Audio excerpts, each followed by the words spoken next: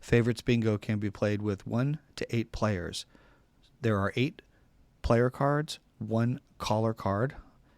You'll also need a 20-side die and dry erase markers for each player. The cognitive levels for this game are a healthy elderly, mild cognitive impairment, all the way to moderate cognitive impairment. Now you have the guidelines. You can either do a screenshot, pause here to read this, or you can download the document below. Now let's do a game walkthrough with Favorites Bingo. Now we are going to review how to play MemaRang's Favorite Bingo. First and foremost, these are guidelines and not rules. And the guideline is we want to encourage discussion as much as possible. In a one-on-one setting, as much discussion as possible. In a small group setting around a table, we'll keep our questions limited, but we can go around and ask each person, for instance, what their favorite pet is and an experience they had with a pet. In a large group setting, obviously, we might want to just say, what kind of pet did you like the most? And whether it's dog, cat, snake, rabbit, whatever it might be. But again, this game is to encourage dialogue, to get to know each other and make connections either with each other or with the caregiver or the caller as well as the other person. So what do you need to play? Obviously, you have your player cards. You'll see an example of 3 cards right in front of, right on the screen there. And you'll need markers, obviously. These are dry erase markers that are included, and on the other side you have an eraser, so they can be erased and you can play the game over and again. You'll also have a 20-sided die.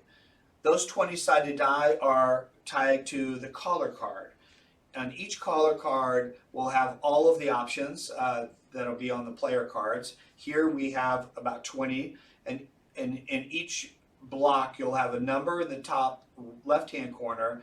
When you roll the die, if that number comes up to, let's just say 1, it'll be the TV shows. So we'll point to that, Pam. And we've got TV shows.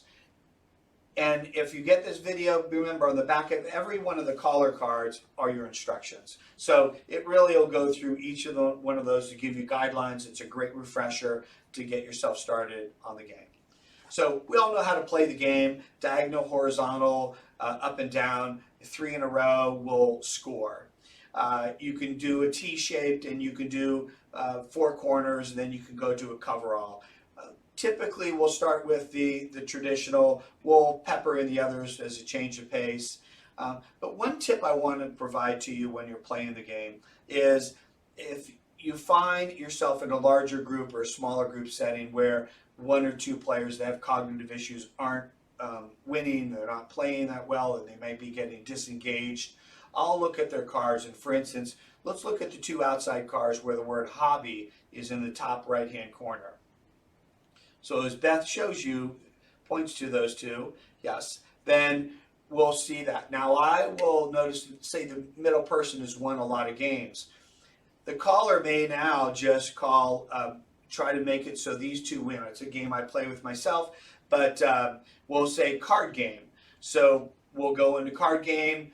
The caller will mark it on her card, call it out to everybody, and now we'll mark that that word. Then we might do TV show. And so TV show would be something we would mark on our cards. And now what we'll see is we'll go and we'll call pet. So pet.